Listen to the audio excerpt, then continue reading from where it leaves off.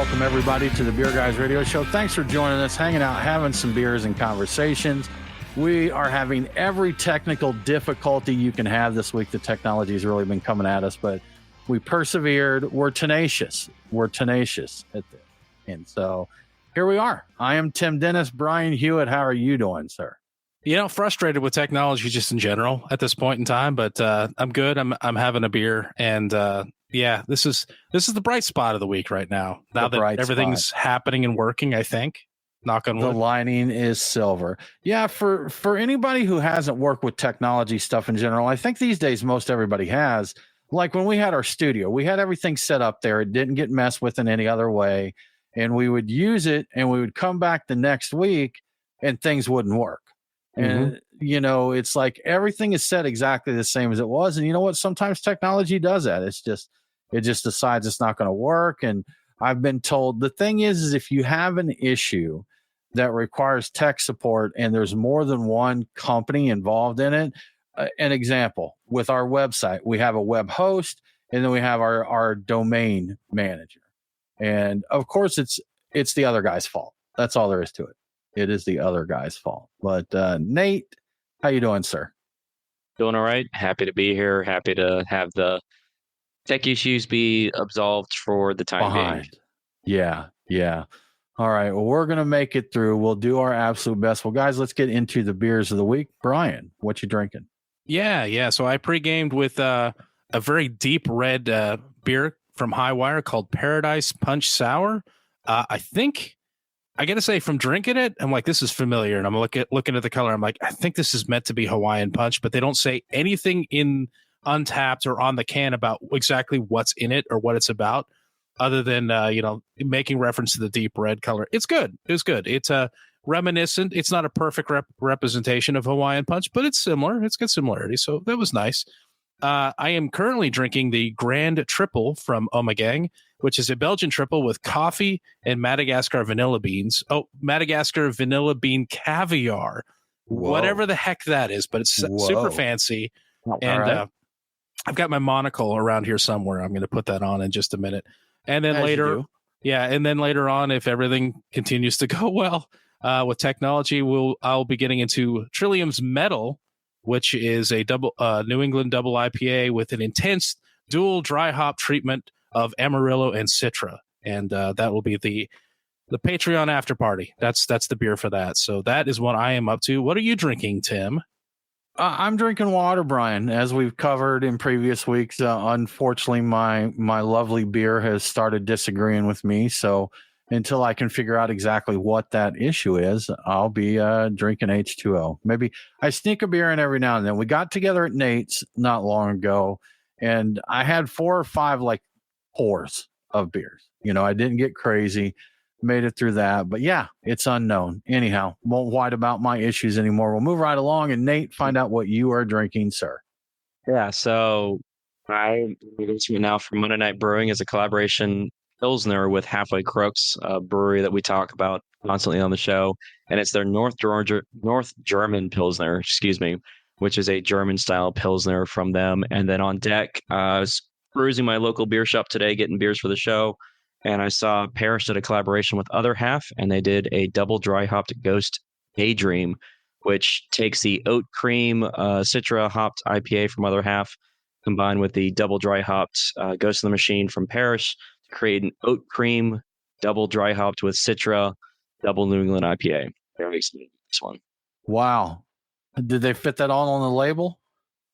Yeah, it was a scroll. You just kind of held the can and it just pulled out. Yeah. Oh, got a little LED screen on there scrolling around what it is there, huh? Beer cans need what they put on all of the the aspirin bottles these days, where you peel up part of the label and it unwraps, and there's there you go, a huge ribbon of information. It's actually an entire novel that's there, and somehow they wrap it around the can. That's what they need to do with beer cans.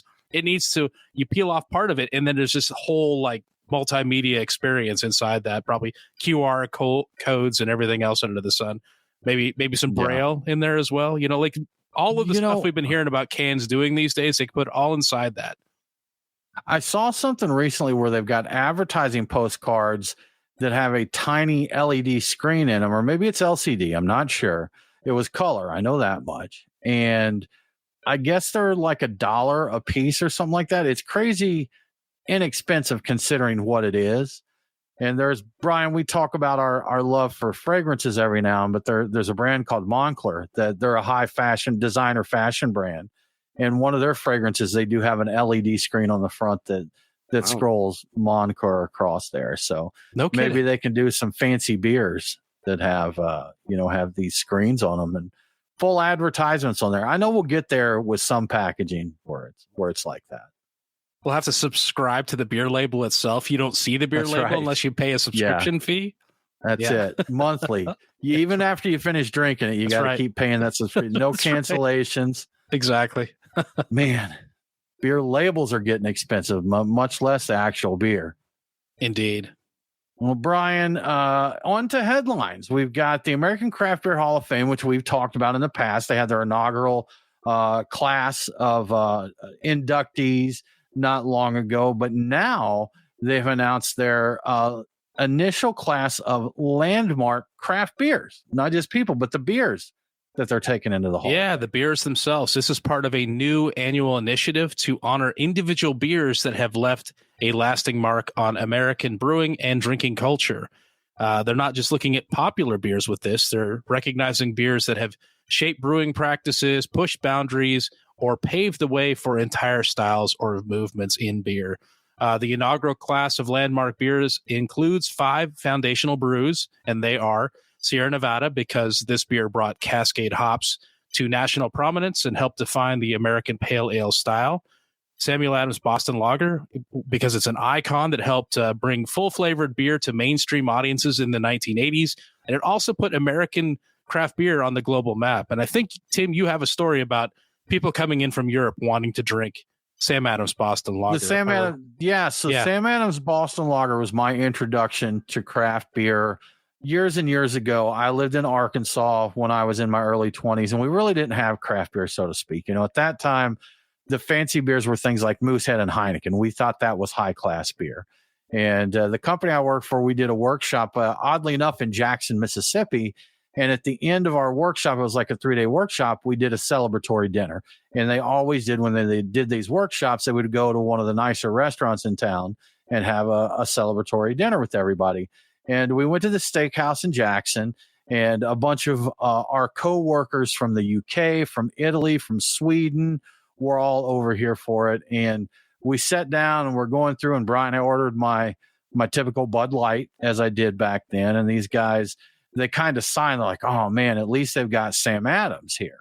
And so I asked them, why was that important? And they explained a little bit about, the brewing and American beer, it's watered down. It doesn't, but Sam Adams Boston Lager. So I'm like, well, I've got to try this then, I've got to see what this is about. So that was my first experience, Brian. That would have been probably 93, around 1993 there. So 30 plus years ago, that was my first introduction to craft beer with good old Sam Adams. They already had an international representation or reputation. They did. Excuse me. Yeah. So that's cool that they're like, at least they have that. But the other 3, let's continue on. Anchor Steam Beer, which won't surprise anybody. It's a resurrection of a truly American beer style, the steam beer or the California Common, and to help define the image and concept of craft beer for decades to come.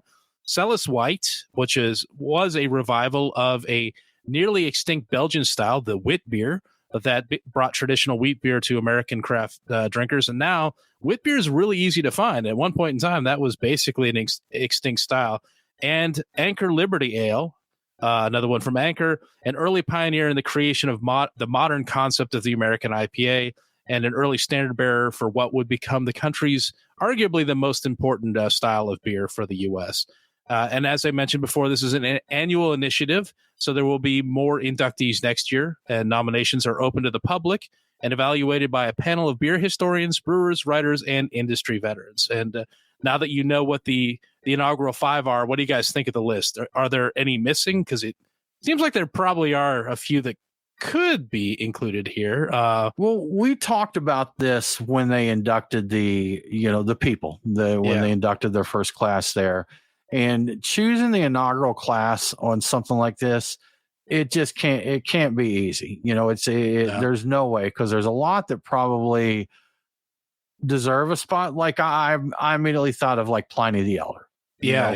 For what they did. That's one that I could see, being pretty. That's the only one I can think of that is iconic like that. I mean, Heady lots Topper, of beers. Pliny the Elder. Well, see, Heady Topper I thought of, but I do know it's younger, so to speak. I know Heady Topper's been around a while now, but I think, we're talking like Sierra Nevada Pale Ale, Sam Adams, and I think Pliny kind of falls in that. Maybe the next generation. So I wouldn't doubt when we have another class, but yes, I could see Heady Topper.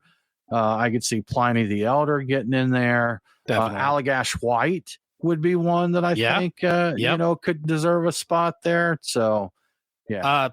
Pete's Wicked would probably wind up being in there at some point in time. Sure. But again, these are mostly like stuff at 80s, 70s, that kind of thing. And I think Pete's was 90s.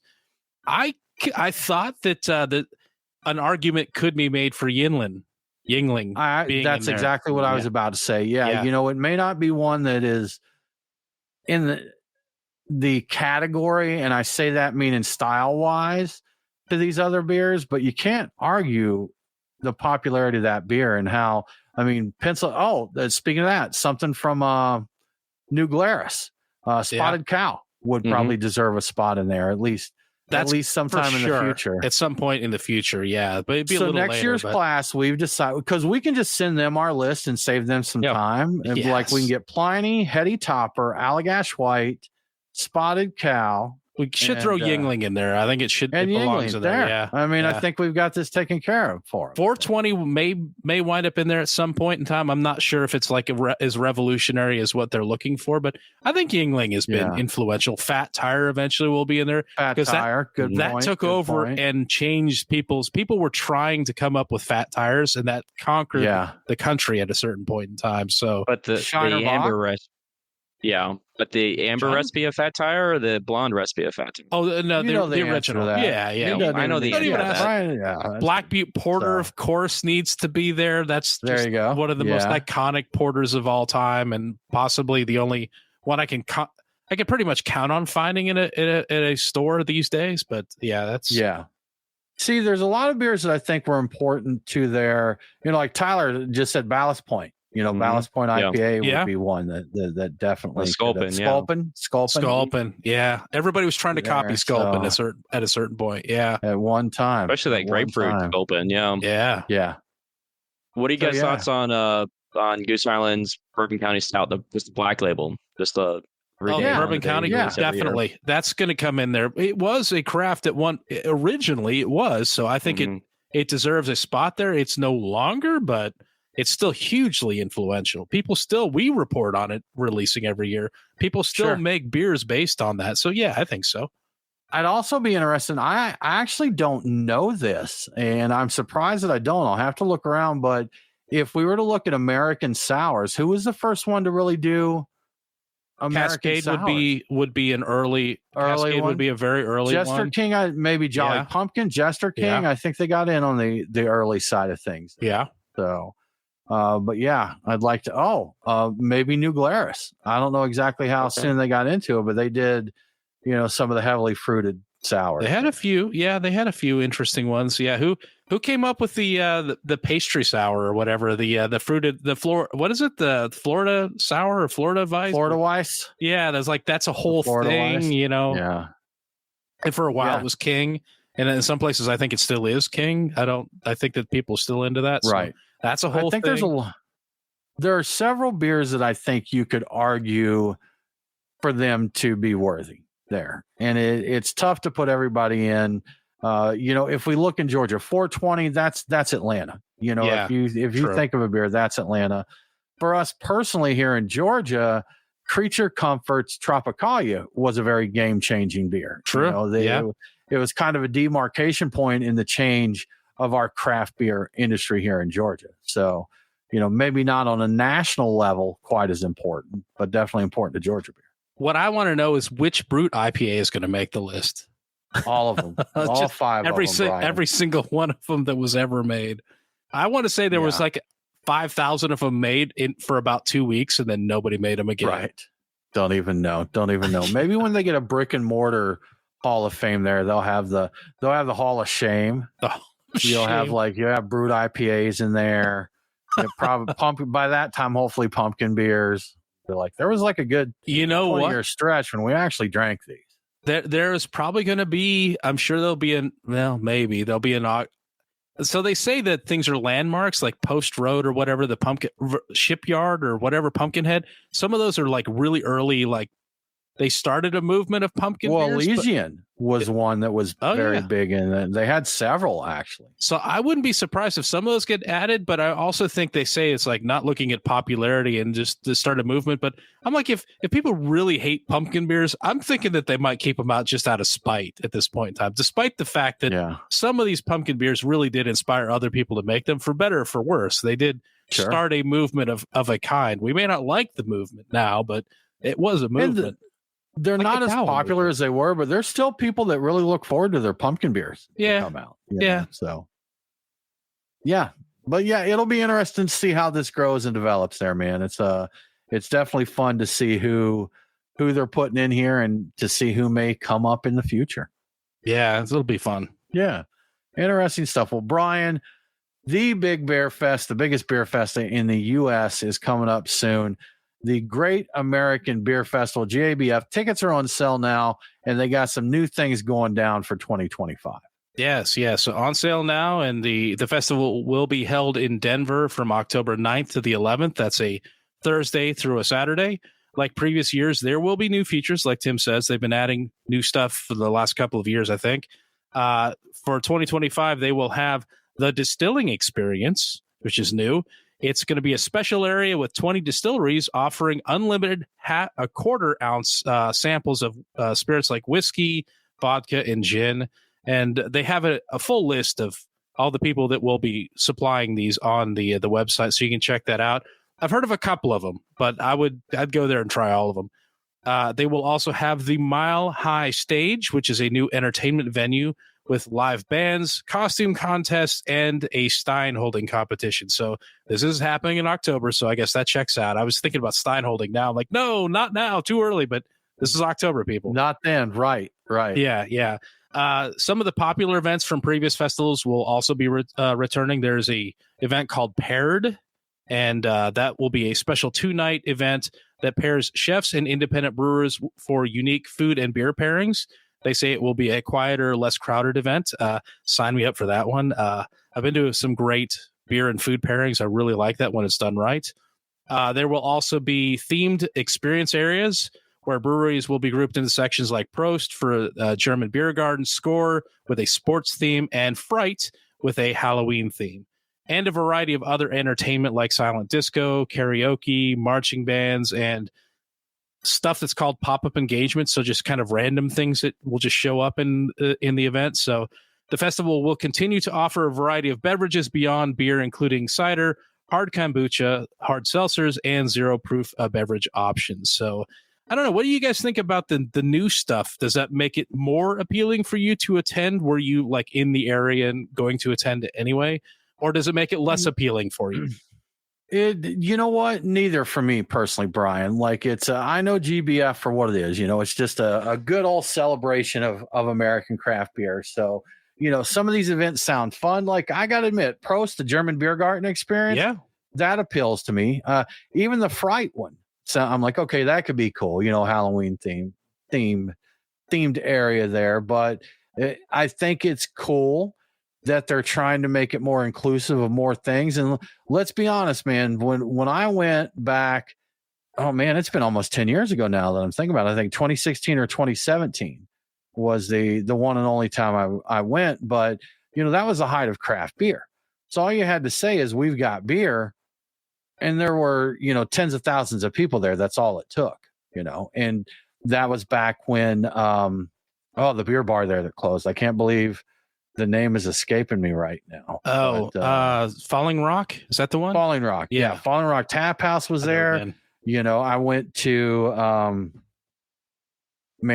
memories escaping me here, but breweries, a lot of the breweries that we visited then, are closed now, and it's a different time. So the fact that they're looking at it, they're admitting it's a different time and not just flogging the dead horse and saying, hey, how can we make this more appealing to people? I think it's great, and I hope it works really well for them. Yeah, I think so too. And I saw an article that we're not really talking about, but how somebody from that's not really in beer had mentioned, like, beer has changed. It's more inclusive. It's more friendly. People talk bad about it. And they said, I've gone to these breweries. I'm like, there are families everywhere. There's all kinds of people drinking. There are all kinds of people having fun. Like the uptight hipster with the beard looking like me, looking surly and being, really judgmental about people drinking. Those days are over. People don't realize it. And I think this is a good representation of that. I would go. Is that a sign of a Sorry, Brian. Go ahead, sir. I was going to say, I would go and check out the distilling experience, and I would definitely go to the Prost area and do Steins and things like that. No, I think it'd be fine. The paired thing, I like the food and beer pairings. Love those. I think they're great if they're done well, and they'll be done well. So this is GABF. I think it's a good thing. It's just get more people on board, get more people there, get more people enjoying beer or having fun around beer. So they think of, hey, I want to go have fun. Let me just go to the brewery and have fun there. Like whether or not you have a beer or you have whatever other optional drinks that they have and food items, like that's fine. Like it helps the beer, it helps the breweries out, so it helps beer in general. So I think I'm good with it. What were you asking, Tim? Good with it. So no, I was just going to say there. You talked about how you go to a brewery now and there's families there, there's kids, everybody's it's sitting around. It's not the judgmental hipster anymore that's in the brewery. Now, is that so where we are? It made me think of like English pub culture. Everybody goes to the pub, whether you go down there to have a pint or whether you go to get your bangers and mash or both or whatever, it's not uncommon for, people to be at the pub. So do you think that's a sign of a dying beer scene or a maturing beer scene? Yeah, I think it's a maturing beer scene. I don't think it's opened up to more people, so it's kind of evolving into something that's just beyond the super niche, like the super fringe part of it, because that part of it, the crazy manic energy of beer early on, and let's face it, chasing trucks is crazy manic energy, not sustainable. Like that's never gonna last. So we've grown up a bit, and so it's still around. People still go to these things. So yeah, it's maturing like the audience has matured, basically. Like we're no longer going to do the kind of stuff that we used to do. We're not that dumb anymore. We're dumb in different ways, but we still like our beer. New ways to be dumb. Yeah, exactly. Nate, what do you think about all this? So I've never been to GABF, and to me, it's the Great American Beer Fest. I understand the shtick of like including these distilleries to sort of broaden their scope of what they offer. But if I were to go to GABF, I think I would still just go for the beer. I like the themed. Yeah. I like the themed beer garden areas. I think the Prost and the Fright and the Score area is great to sort of coalesce people with like interests, and you can maybe meet some new people in the industry. But I'm still interested just to go just for the experience of trying GBF for the first time. You should have made that your trip, Nate. That's instead of the old Northeast there. Should have done the Denver run. I can still make it happen at some point. Yeah, definitely one that. I mean, it's great. It does sound like it's changed a lot, from when I went, and I think attendance is down, but no doubt it's still going to be a great event. I mean, when we went out there, we talked to some amazing people, and there's just no shortage of beer. And I don't know if the offsite events are as prolific as they were when we went, but you could honestly go to Denver during GABF. You could. Past tense, I can't speak to recent events, but you wouldn't even need to go to the actual festival to have the absolute best beer week of your life, So it's a good time. And Denver's a cool town. And you can go out there and get some Native American tacos too. I can't even remember the name of my Native American taco joint, bro. Arepes or whatever it's something different. They're fry bread tacos. Yeah, you'd mentioned that with the special like green sauce or something like that, or special green chili that they have to use. Yeah. Green chili Tokabe. That was Tokabe. It. Tokabe was the name of the joint. So yeah, good stuff, man. Well, yeah, I hope it serves them well, man. Kombucha, seltzer, 0 proof, all that. So Nate, like you said, if you go out there and you're like, man, I'm going because I like beer. It's the Great American Beer Festival. I'm here for beer. you're going to be plenty happy. But then maybe some other people could go that, maybe weren't all into the beer. You can go find Brian at the liquor tent. There you go. With him slamming his quarter-ounce samples. I would probably be irresponsible and start by hitting the most interesting beers first and then go there. Yeah. Like, it's only a quarter ounce at a time. It's not a big deal. After I've hit all of them, all 20 of them at least once, maybe twice. Of course. Yeah. You have to, man. You absolutely have to. Well, Brian, how about we give a shout out to our good friends at Truck and Tap? Sounds like a good idea. This weekend is a great time to stop by your local Truck and Tap, especially if your local Truck and Tap is the Woodstock location. And if you're listening to this on Saturday when the show drops, they're celebrating their 10th anniversary with a music festival featuring headliners Emo Nation, a 2000s pop punk tribute band that's going to perform all the hits with high energy, epic guitar solos, and heavy breakdowns. And there will be some other bands too. The music starts at 2 p.m. and goes until 10 p.m. So basically all day. There will also be cocktail specials as well as plenty of good cold beer and food trucks. So speaking of beer, let's talk about my beer picks for the week. At Truck and Tap Woodstock, I'm going with Creature Comfort's Previous Romance, which is a farmhouse saison. Also an ode to the classic Wallonian farmhand beverage. So they're going very historic with this one. It's made with aged hops and, of course, fermented with saison yeast, as it should be. I've had this one before out of a can. I don't know if I've ever had on tap, and it's a great saison. So you don't really need a reason. If it's a saison, just get one and try it out. At the Duluth location, I'm getting Boulevard's Love Child number 12. I remember back in the day when the latest Love Child releases flew off the shelves and often made appearances at bottle shares. In case you're not familiar with it, Love Child is a barrel-aged blend of sour and clean ales. 55% of it's sour from various puncheons, 30% is a barrel-aged pale ale, and 15% is a barrel-aged barley wine. That is one heck of a blend, and I don't know who can pass that up knowing that. I definitely can't, so I would absolutely get that. I haven't seen that on tap in like a really long time. I didn't even know that they did that. Honestly, I thought it was all bottles. But I used to love seeing the bottles, man. Grab those when they came out. At Truck and Tap Alpharetta, my pick is New Realm's Euphonia on the side pull tap. It's a crisp German lager with a bright floral hop aroma. And it's also a beer that I tried to get when I was out and about last weekend, and the keg had just kicked at the place that I was at. So, and it wasn't Truck and Tap, and it wasn't on the side pull either way. So I'm making up for that now. Get the Euphonia on the side pull tap there. And finally, at the Lawrenceville location, I'm going with Creature Comfort's Warmer Disco IPA. It's a double dry hop West Coast IPA that's said to be bold, herbal, and citrusy, featuring Mosaic and Columbus hops. It sounds like a beer that has come to party, and this is the right weekend for partying.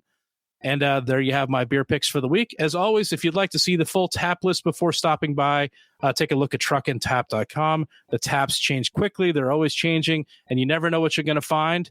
And if you'd like to see what food trucks are serving and what events are happening, like the 10th anniversary music festival is happening, you can also find that at truckandtap.com. Everything you need to know can be found at truckandtap.com. So check that out. And thank you to Truck and Tap for your support.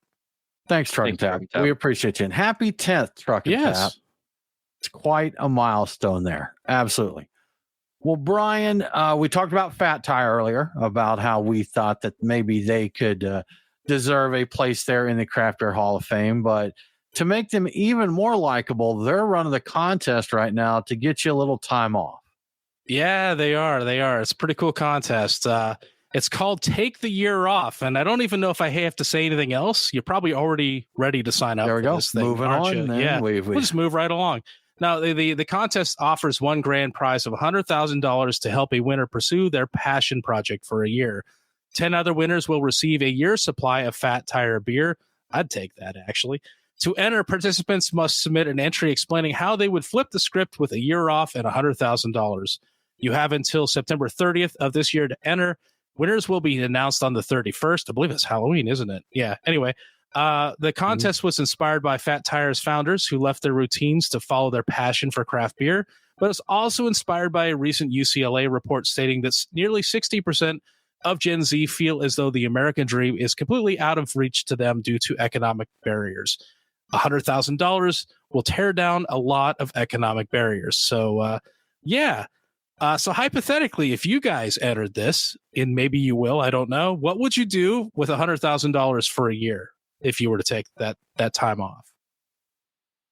I'm going to say this, and I mean no disrespect to their contest. $100,000 doesn't go as far as it used to go. True. And so talking about pursuing your dreams and all this, maybe they should have went 250 as the amount 250 to do this. So, because that's like, I mean, seriously, in most major cities, that's living decent money there. That's not pursuing your dreams money. So, and again, I mean, no disrespect to $100,000 prize. That'd be great. But yeah, I don't know about pursuing your dreams. Tim's over here looking a gift tire in the mouth. I am looking at a gift tire in the mouth. I bet they got to pay taxes out of that. Oh, stuff, so. Dude, yes, you have to pay taxes, and it's going to be a chunk too. Yeah, it's what are you gonna net out of this? Like $80? Yeah, probably. I was thinking that federal, yeah. I was thinking that if I did it, I couldn't. I don't think I could quit my job with the taxes coming out of it and everything else. No, I've got a mortgage to pay, and it's not a cheap mortgage. Sure. I would actually use this to go fly places on weekends and go like check out, I don't know, take some time off a little bit during the year, check out all these fun places that we talk about, spend some more times in Belgium and whatever, like doing things, checking out all the scenes, actually covering the airfare, covering a nice place to stay, eat some nice food, have some interesting things to talk about, maybe even write about it a little bit too. I don't know. That like depends on how things worked out. I would do that. I would supplement what I'm currently doing with some pretty, elaborate weekend getaways for that kind of thing. Just live it up a bit. But I don't think that's going to win. I think they want people who are like on a backpacking budget to go off and like, I'm going to go, I don't know, I'm going to go be a monk in Thailand for $100,000 for a year, I feel like I should cut out everything I said about the $100,000 not to get grief over it. So I do want to clarify that's a nice chunk of change to win. It's just in this economy, chasing dreams for that amount. But it looks like they're saying, hey, take a year off, do your passion project or whatever. So Tim's all like $100,000 in this economy. In this economy, what are we talking about here? That's like 4 dozen eggs, isn't it? Right, 5, but close. Yeah. So okay. So like you said, Brian, you couldn't quit, but you could do some things. Definitely. I agree with you. Weekend travel would be nice. You know what? You could take maybe the vacation time that you don't take right now because you're like, well, I got this to do or that. Yeah. Take some of that off. Go enjoy it. I've got so much vacation time stacked up. I could take me 2 weeks and head to Europe or a month or whatever. I could definitely do that. That's expensive to do right now, and that would help you cover it. So, and you could even some places now, depending on your work arrangement, they don't like it, but sabbatical type of things where you take like extended period of time off without pay, even though you're not fired, but they're not paying you, and kind of a weird quasi thing. Some places might do that. So that might be a way. My thing was the take a year off part. Yeah. It's like, then you got to find a job again, man. I'm just a Debbie Downer on this. Sorry, Fat Tire. It's a very generous contest you're doing and someone will have an absolutely lovely time. I'm going to say this is probably targeted more towards Gen Z. They don't care about old Gen Xers they mentioned like Gen us. Z. We've got all these obligations and stuff. Like we're not the target audience for this. They're like, we're not trying to pay your retirement, the old part. So this is for the youngins. They'll do just fine on that. Yeah. That's not going to make big dent in my 401k. Okay. All right. Enough being salty, Brian. Old man Dennis being salty about a free $100,000. Old man yells at clouds. Old man yells at cloud. Well, Brian, moving on to another story. Again, another brewer we talked about earlier with Boston Beer and the Sam Adams, Boston Lager there, but something we haven't heard much about in a long time. They still exist, and is seltzers, Brian. So we found out that Boston Beer Company, who they do own Truly Seltzer, they're closing a couple of their Truly tap rooms, which I didn't even know existed. Yeah, this is an interesting thing. One of them is a Truly tap room. So they're closing 2 tap room locations in Los Angeles. One is a Truly LA tap room, and the other one is Angel City Brewery, which I didn't know, and I've never even heard of before, or if I did, I wasn't paying attention. So the Truly LA tap room, it was a fully immersive, it's still open actually, so it still is a fully immersive seltzer tap room. But they are starting gradually winding down operations. They're shifting to just Friday and Saturday service by the end of this year, and it's going to close at some point after that. And the decision to close it is attributed to declining performance because seltzer isn't as hot as it used to be, and also rising operational costs. So we are talking about LA here. The Angel City Brewery tap room will continue to operate through the end of its lease, which it comes up due in April 2026. Boston Beer is actively seeking a buyer for the Angel City brand. This is an entire different brand of beer. They say it no longer aligns with the company's long-term strategy of focusing on core national brands. So not a core national brand, just a local beer brand. This news follows the company's previous closure of Concrete Bench and Coney Island tap rooms, which they also had. The announcement also comes amid recent leadership changes we talked about previously, including founder Jim Cook taking back over as CEO, and it's tied to their broader business struggles. Specifically, Truly Hard Seltzer is not doing well. The sales are down considerably. I believe they're high single digits, but possibly into the lower 2 digits. I don't have those numbers in front of me, but the company stated it plans to absorb as many of the Truly LA employees as possible into the Angel City team to minimize the immediate job impact. After these closures, Boston Beer's remaining locations will include Samuel Adams Breweries, Angry Orchard Cider House, and 4 Dogfish Head locations. So they've closed a lot of these ancillary kind of other, sub-brand type of places that they had open. Honestly, I had no idea some of these were theirs, or even like with the Angel City Brewery, never heard of it before. Yeah, I had no idea at all. So interesting. Yeah, when I saw this news article, it made me think you just don't hear about seltzer anymore. No one, no one's, what is it? There are no laws when you're crushing claws or something drinking claws. like that. All the stuff, all the hype was out there, but I remember when seltzer got hot, that someone was talking about the growth and the long term and this and that, and I'm like, this is going to be another fad. And they said there were some market indicators that pointed to this being more long term than just a fad. But Brian, we've seen the malt beverages like Smirnoff Ice go around. We've seen the Zima days. We've seen wine coolers go around. Four Locos when they were doing their thing and all of this. So it just looked like another fad. Now, not that there's still wine coolers out there, but when was the last time you heard anybody mention a wine cooler? Yeah, it's been a long time. Literally. I have, other than me, like 30 seconds ago. Yeah, like just hardly at all. I have heard like people talking like at work. I've heard references to people drinking the occasional, specifically White Claw. And I do remember very recently seeing somebody who was, looked a little bit like me walking out with a case of White Claw. I'm like, oh, people are still buying that. So I'm like, I know it's taking up space that should be dedicated to IPAs that are getting hot on the shelf. But there are some people on the quiet that are still drinking it, but I don't think it's got the excitement not like behind it was, at all. Man. No, not even like close. It was. No. Yeah, it'll stick around. Like I said, I think if you go to a certain dark and dusty corner of your grocery store, you can still find like some Bartles and James wine coolers stuck back there in the corner. So, I mean, they're still around. I would drink those before I drank hard seltzer. I'll be honest with you. And at this point in time, I'd almost like to drink them again just to remember how they taste, because I have like a vague recollection of what they tasted like, and they're.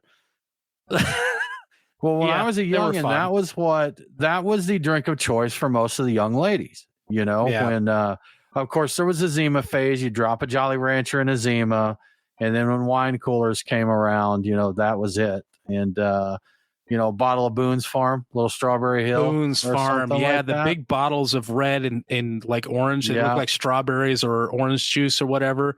I remember seeing those around. Those are very popular. Yeah. Yeah. Strawberry Hill was one of the Boone's Farms that was super, super popular there. So interesting stuff, though. Interesting stuff. Well, Brian, beer video games. What are your thoughts on that? I like the idea of anything that gets people thinking about beer and working with beer. I like the idea of a beer simulator, any kind of a beer themed video game. I think would be a lot of fun, just because my proximity to the industry. What do you think about it, Tim? Well, Brian, I am open to the concept. If the game's fun, just if it's about beer, then whatever. But amazingly enough, there's a sequel coming out to a game that I'd never even heard of called Dude, Where's My Beer?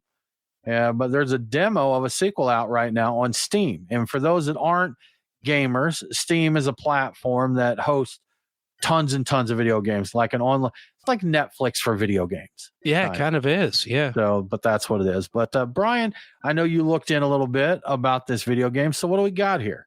Yeah. So I was messing around there a little bit, but yes, the sequel is called Dude, Where's My Beer? A New Hop. Not a new hope, but a new hop. So a sequel to the 2020 point and click adventure game, which I'm pretty sure we actually talked about on the show a few years back. Did we talk? I know we talked about the one where you ran like a brew pub. Like, oh yeah, as a monk. Job, yeah, but I didn't remember this. Okay. Yeah, I want to play that one too, but I'd forgotten about that. I think I also downloaded this one, but I never got around to playing it. Okay, gotcha. So anyway, the game is a satirical adventure set in a dystopian beer future where pilsners are outlawed. So the craft beer scene is dominated by pretentious, in quotes, this is their word, I think, not mine, beers like IPAs, pretentious beers. So pretentious IPAs. Players take on the role of the hero who is on a quest to restore pilsners to glory. You'll do this by entering an underground brewing contest, and you'll join the Pilsner Front Resistance. The gameplay features classic 90s style point and click mechanics, hand-drawn comic art, which I actually really like the art for these, and a new beerometer to track the player intoxication, which is intriguing to me. I want to see that in action. Yeah, the game's full release is yet to be announced, but the original game, Dude, Where's My Beer, is currently 50% off on Steam to celebrate the sequel's announcement, and you can get the free demo that's out on Steam right now. So go check that out, go download it, and if you play it, let us know what you think about it, because I haven't gotten around to it. Maybe I'll try to remember to do it, because I actually kind of want to. I kind of want to check it out. You got to check it out so you can report back, Brian. Just for the art. The art's actually pretty good, and it's the guy's a little cantankerous. So yeah, I think the first one was all about the guy just looking for a good pilsner. And he was like surrounded by hipster beers and all that. So I like the premise. It's fun. Gotcha. Good stuff, man. Good stuff. Well, Brian, we are not the only state in the world that has to, or in the U.S. or the world, probably the world, that has to do with stupid beer laws. And right now, stupid beer laws are actually crippling the great taste of the Midwest. Yeah. So yeah, it's really tough to hold a beer festival these days. And to keep your attendance numbers up, you have to be creative, like they have been for the Great American Beer Festival. And the stupid beer laws, man, like you're saying, like you don't need this right now. This is tough. It's especially ones that put punitive fees on participating breweries. And that's exactly what happened to the Great Taste of the Midwest Festival this year. A new state law requires out-of-state breweries to pay $1,000 permit fee to serve beer in Wisconsin. And I read other sources that say it's actually closer to $1,300, the fee. So I don't know 100% what it is. It's still ridiculous. And you have to pay that fee, even if you're only attending one single festival and pouring one beer at that festival. Doesn't matter. You have to pay it. So this fee caused 60 out-of-state breweries to drop out of that festival. 60. Of course. Yeah. And that's a real problem when a key highlight of the festival is collaborations with breweries from around the U.S. and the world. So the whole point of it is to collaborate with, breweries from other states, and they're getting slapped with state fees. And since it's an all volunteer festival with the proceeds going to charity, there's not really much that the festival can do to mitigate the costs. So you could say that the state government of Wisconsin, where the beer festival is being held, is stealing money from charities, and that's a great look for them. So, beautiful. Yeah. Beautiful. Yep. So is there a reason behind it? Is it a pro Wisconsin beer thing? Is it just, hey, here's a way we can try and milk some money? Do they think craft breweries have money? Is that what's going on here? I think yes, they think craft breweries have money, I think it's also inspired a little bit by tariffs, and they're trying to supplement money that they've lost by like, well, you know what? We can hit these out of state breweries. Nobody's going to care about them. Like, they're coming in, they got to pay us. So I think the tariff thing is catching on a little bit, and I don't like this. I think this is stupid, but I think I that's haven't liked it from the beginning, man. No, I think this is what's happening. I think it's moving within the states now. So yeah, we may see more of this in the future. You look at festivals like we have here with the festivals that Good Word does, like Little Beer Fest and that. And these brewers, they're not paid, for what they do. They bring their beer and they bring their people in. It's all about the camaraderie. Get your name out there, collaborate, hang out with other brewers and that. They usually do go to support, some good causes there. And it's just unnecessary, man. Like you said, 60 breweries pulled out. They're like, look, man, we're paying to get our people there and, stay in hotels and cover meals and all this. We can't throw another $1,300, $1,000. So it's unfortunate. Wisconsin, get it together. Seriously. It together. Yeah. I don't think this is very popular at all. Sorry. Go ahead. Correct. That about wraps it up for us this week. Thanks so much for hanging out with us. We greatly appreciate it. If you enjoy what we're doing here, we would love for you to tell a friend to tune in, check out the show, maybe even subscribe. If you really like us, we'd love your support on Patreon. Just go to patreon.com/beerguys. We'll get you some cool swag. We'll get you in the Discord server, and we will invite you to the after party each week. But with all that said, we hope that you all have a really good week, and don't forget to drink local. Cheers.